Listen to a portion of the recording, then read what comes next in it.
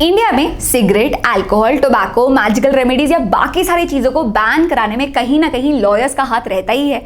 तो कर्मों का फल कहो या कुछ और, इंडिया में लॉयर्स के पास भी राइट टू एडवर्टाइजमेंट नहीं है। हे एवरीबॉडी, मैं हूँ प्रिया और आप देख रहे हैं फिनोलॉजी लीगल। और आज की इस वीडियो में हम कुछ इंटरेस्टिंग जानने वाले, तो चलिए शुरू करते हैं। तो हम सबके पास ना right to health, right to information, right to education, तमाम तरीके के राइट्स है। और वो लोग जो हमारे राइट्स के लिए लड़ते हैं उनके पास ही राइट टू एडवर्टाइजमेंट नहीं है। पर ये हुआ कैसे? तो इंडिया में ना बार काउंसिल ऑफ इंडिया के पास ये अथॉरिटी है कि वो एडवोकेट एक्ट के रूल्स बना सकते हैं। और इसी का रूल 36 ये कहता है कि लॉयर्स और लॉ फर्म्स अपनी सर्विसेज को एडवर्टाइज या प्रमोट नहीं कर सकते। तो यहाँ पर ना आपके पास दो सवाल आने चाहिए। सबसे पहला ये कि लीगल एडवर्टाइजिंग होती क्या है, और दूसरा इसमें क्या क्या प्रोहिबिटेड है। तो सबसे पहले ये देखते हैं, ये सिंपल है। तो लीगल एडवर्टाइजिंग सिंपली ये कि अपने क्लाइंट्स को अट्रैक्ट करने के लिए अपने सर्विसेज को प्रमोट करना डिफरेंट तरीके से, जैसे न्यूज़ के through, print media, online ads, इन सब तरीके से। अब दूसरा, इसमें प्रोहिबिटेड क्या क्या है?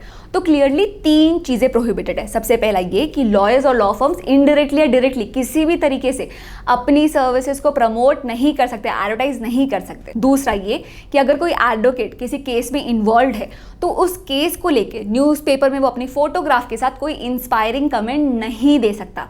और तीसरा ये कि आप साइन बोर्ड्स या नेम प्लेट के थ्रू भी इंडिकेट नहीं कर सकते कि आप बार काउंसिल ऑफ इंडिया के मेंबर हो या उसके प्रेसिडेंट हो। 2008 में बार काउंसिल ने कुछ रेस्ट्रिक्शंस को आसान करते हुए लॉयर्स और लॉ फर्म्स को अलाउ किया कि वो अपनी वेबसाइट रख सकते हैं contact info, qualification, areas of speciality के साथ।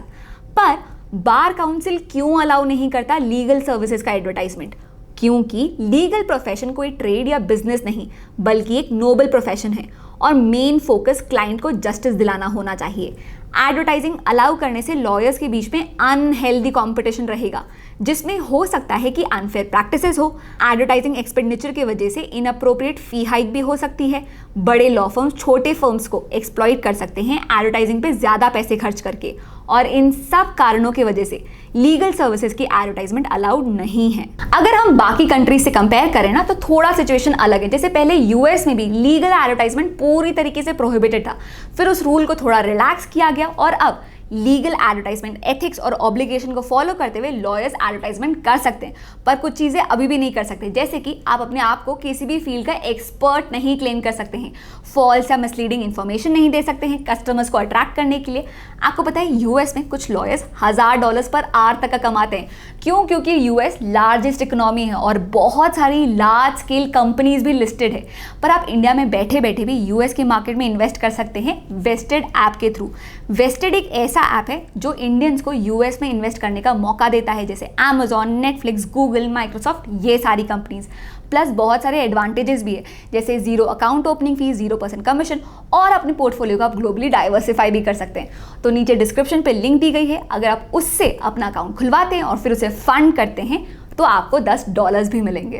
अब अगर हम यूके की बात करें तो वहाँ पे लीगल एडवर्टाइजमेंट अलाउड है, प्रोवाइडेड कि वो डिसेप्टिव ना हो और एडिक्वेट इन्फॉर्मेशन अवेलेबल हो, ताकि कस्टमर एक इन्फॉर्म डिसीजन ले सके। अब आप मुझे बताइए कि आज की एज में जहाँ किसी भी बिजनेस के लिए एडवर्टाइजमेंट एक इंपॉर्टेंट वेपन की तरह होता है, जहाँ हम दूरदर्शन से नेटफ्लिक्स तक पहुँच चुके हैं, क्या अब भी लॉयर्स के पास अपने काम को प्रमोट करने के लिए राइट टू एडवर्टाइजमेंट नहीं होना चाहिए? क्या राय है आपकी, ज़रूर बताइएगा। और ऐसी और लीगल इन्फॉर्मेशन पाते रहने के लिए आप सब्सक्राइब कर सकते हैं फिनोलॉजी लीगल को।